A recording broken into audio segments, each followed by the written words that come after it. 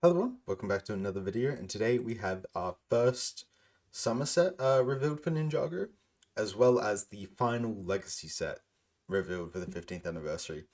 We have the X-1 Ninja Charger, which retails for $89.99. It's coming out on August 1st in North America, however, everywhere else in the world, June 1st, I believe. There were some leaks saying it may be coming out in May, um, or it may be coming out in June in America. This now confirms that the whole summer wave is probably August 1st for America and June 1st everywhere else. But yeah, let's get into this. 691 pieces for $90 is horrendous. That pricing is horrid for a set which is so unneeded. I mean, we have the X-1 Ninja Charger from Rebooted. That makes sense. That was a thing that came from the show because it appeared in an episode. Then we got a remake, which was cool because 10th anniversary had been years since we got it. It was just something unique that we probably never would have got at all. 5 years later, we're getting it again. I don't see why. There's nothing unique about this, like unique enough about this to actually support it. Don't get me wrong, set actually looks amazing. I love the look of this vehicle. If they just released this as a regular Ninjago set for Dragon's Rising, probably would have been really cool. Even though, yeah, it's another Kai car. We haven't gotten a proper Kai car in Ninjago for a while. So it just would have been nice to get one for the main show. But no, instead they chose to make this a legacy set. Uh yeah. First just actually looking at the build. A lot of people were complaining that season two, part two, we, get introduced to the short sword piece, and then we never see it again. This is the first set actually using it, so it might appear in some of the other Dragon's Rising sets. Just a thought. Don't know yet, but it is kind of cool since it is being used in a set. Uh, yeah, I love the look of this though. Like the building techniques in this, it just feels so nice.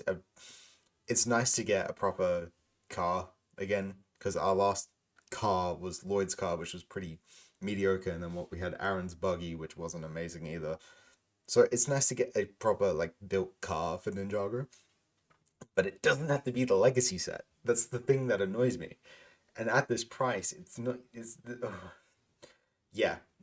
Anyways, we've got some other images here that aren't on the Lego site. So this is the box art. Shows very much the scene from Rebooted where he's driving along the cliff.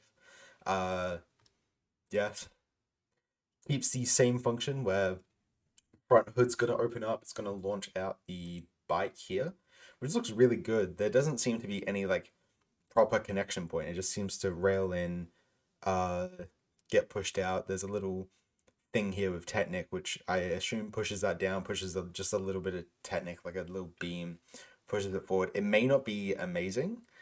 That's the thing I'm worried about. It may not be the best firing mechanism because the last one was pretty good from memory.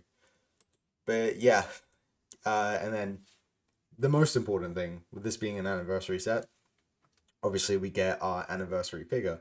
So our figure here is Dusk, the Master of Shadow back from the Serpentine Wars. Again, following the theme of original Elemental Masters. This is probably the least interesting for a lot of people, like a lot more casual fans. Like, because at least with the other sets, it's the original Master of Earth, the original Master of Lightning, the original Master of Ice, and then first Spinjitzu Master, Wu, Garmadon. Those are like very cool figures to have, even for a more casual fan who doesn't care as much for like the older characters, because it's your main character's relatives.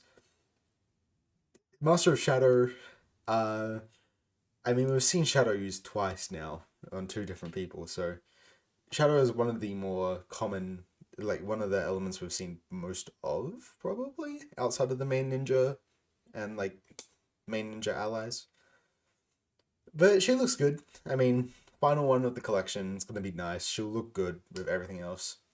No printed arms. The legs aren't amazing. There's a better image here. Legs just have a bit of printing. Her face, I can't tell if that's a new face print. It might be.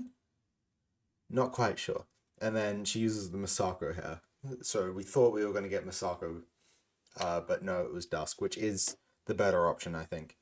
Obviously comes with the stand. It comes with two swords, which is nice. Feels a bit random because all the other characters come with their elemental power. Like there's a bit of earth, a bit of ice, a bit of lightning. Wound Garden have gold. What is it? Trans yellow and trans pink, and then the first Spinjitzu Master has his staff, but he's like God, so that doesn't matter. So she just gets two swords, which is interesting. I'm not mad about it, but they can't really show shadow, I guess. But yeah, going to the figures, we have Legacy Kai, the ZX Legacy Kai. No armor piece, so what's even the point, to be honest? This is supposed to be Cryptor. This isn't even the full figure. Better look at him here. So he has no leg printing. The old Ninjoid mold has come back, like for the mask. I think it's a new face print. So this is our third Ninjoid, our second Legacy Ninjoid face print. Yeah, it's alright. Comes with two silver swords, and then the Tournament of Sources armor, which really doesn't work for Cryptor or the Ninjoids. They have to have their own armor piece or something better. Like even the ZX armor in black would have done so much better, I think. So yeah, two very mediocre figures. One which is technically exclusive, but like it's not that interesting. It doesn't really pull anyone in, I think. A unfinished Kai, even though I'm sure he can probably fit in there with the ZX armor, it's not that small in there. Yeah, because it wouldn't even go past where this gold bit on the bike is. That's stupid. And then Dusk is probably the main pull for bigger Ninjago fans, but not everyone. This is not going to sell well, which is such a shame. Legacy did so well at the start of the year, but this set specifically just really fell behind.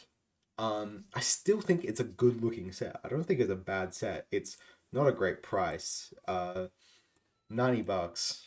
really not a great price. But get this on sale, probably a good deal. Obviously, people are gonna need to get it if they're trying to collect every figure because you need Crypto and now you need Dusk.